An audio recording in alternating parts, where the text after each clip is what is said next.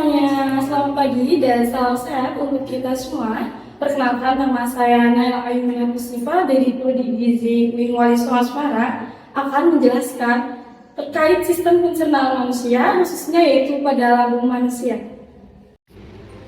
Oke, kita langsung mulai aja ya teman-teman. Jadi pada sistem pencernaan manusia itu terdapat beberapa organ utama, yaitu mulut, kerongkongan, lambung, usus halus, usus besar, dan anus. Seperti yang tertera pada gambar di samping saya teman-teman. Yang selanjutnya yaitu definisi mengenai organ-organ tersebut. Yang pertama yaitu mulut. Mulut merupakan tempat pertama masuknya makanan untuk membantu proses pencernaan secara mekanis maupun kimiawi.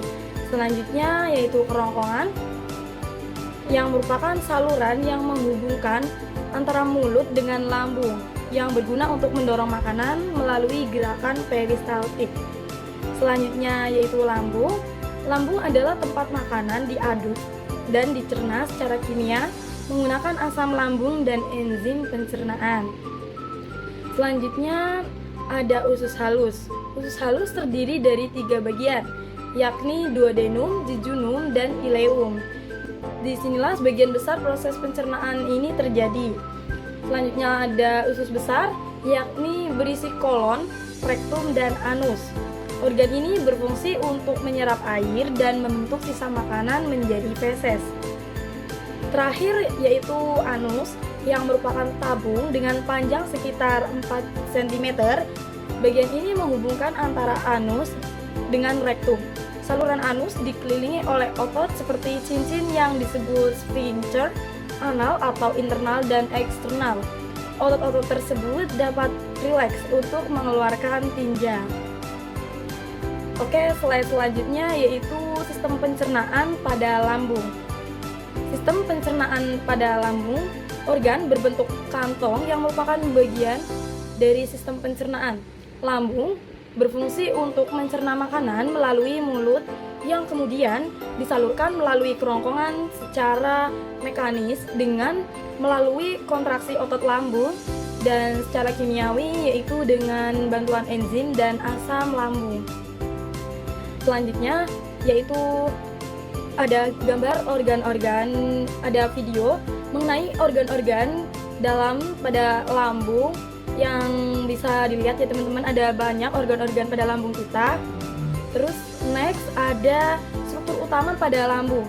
Yang pertama yakni kardia, yang merupakan struktur lambung bagian lambung paling atas yang berhubungan langsung dengan esofagokardia, menerima makanan yang sudah dihaluskan dalam mulut dan disalurkan melalui kerongkongan bagian tangan lambung.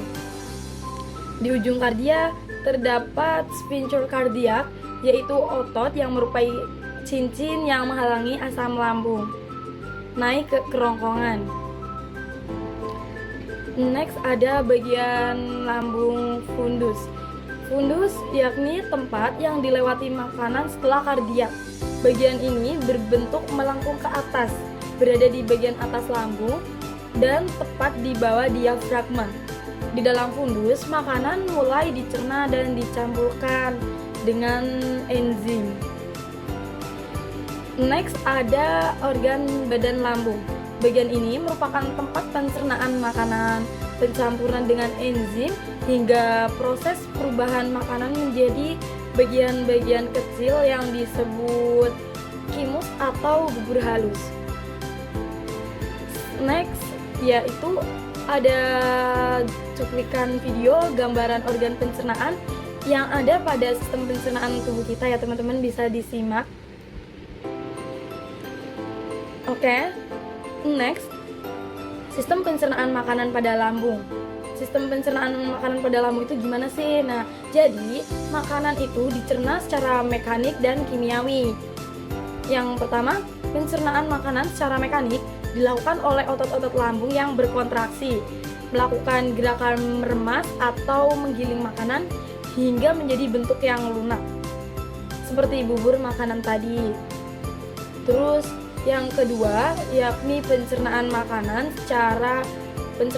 pada lambung secara kimiawi. Pada lambung itu dibantu oleh enzim-enzim pencernaan yang dihasilkan oleh lambung atau getah lambung. Getah lambung itu terdiri dari yang pertama ada asam klorida atau HCl yang berfungsi untuk membunuh bibit penyakit yang masuk bersama makanan. Terus selanjutnya yang kedua yaitu enzim pepsid memiliki fungsi untuk mengubah protein menjadi pepton. Yang ketiga ada enzim renin yang memiliki fungsi untuk menggumpalkan protein susu menjadi kasein dengan bantuan kalsium. Nah, sedikit demi sedikit makanan yang meninggalkan lambung menuju usus halus, lambung membutuhkan waktu 2-4 jam untuk mencerna makanan. Tapi lama durasi tersebut itu tergantung pada jenis makanan yang kita konsumsi, teman-teman. Terus selanjutnya ada fungsi lambung. Fungsi lambung yang pertama yaitu untuk menyimpan makanan dan mencerna makanan. Yang kedua ada pencampuran bolus dengan gastric juice menjadi chim. Yang ketiga ada pengosongan makanan periodik. Yang keempat ada pencegahan masuknya kuman-kuman ke dalam tubuh kita.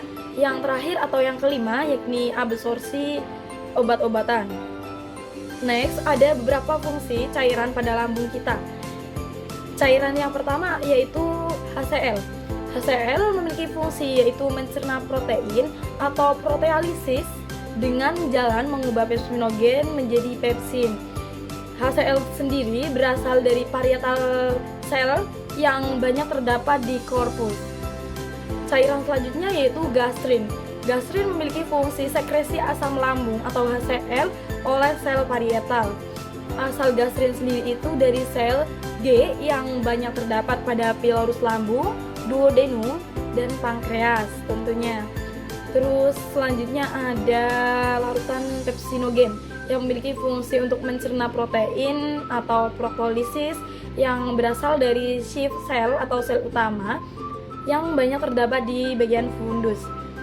Selanjutnya ada lendir atau mukus memiliki fungsi sebagai pelindung mukosa dinding sel dari HCl dan pepsin. Berasal dari sel mukus yang banyak terdapat di mukosa antrum. Cairan selanjutnya yang terakhir yaitu ada 5-OH triptamin yang disebut juga serotonin yang bertanggung jawab atas terjadinya peristaltik pada sistem gift. Asal cairan ini dari sel argentavin gaster. Selain di lambung, sel ini juga terdapat pada usus. Nah, terakhir untuk materi kesimpulan dari materi presentasi hari ini, presentasi yang udah disampaikan oleh saya tadi, lambung merupakan organ penting dalam sistem pencernaan manusia yang berfungsi untuk mencerna makanan baik secara mekanik maupun kimiawi. Organ ini bekerja sama dengan eksofagus, usus halus, hati, dan pankreas. Di dalam lambung terdapat cairan seperti HCl, enzim pepsin, renin atau pada bayi khususnya, lipase, dan mukus yang dapat membantu untuk memecah makanan, membunuh kuman, serta melindungi dinding pada lambung. Dan gak lupa pula fungsi utama dari lambung itu adalah mengubah makanan menjadi chim atau agar makanan itu siap untuk diserap oleh tubuh kita, oleh usus halus organ selanjutnya. Semoga cukup sekian materi yang dapat saya sampaikan. Semoga materi yang saya sampaikan ini bisa bermanfaat buat teman-teman yang udah menontonnya. See you teman-teman.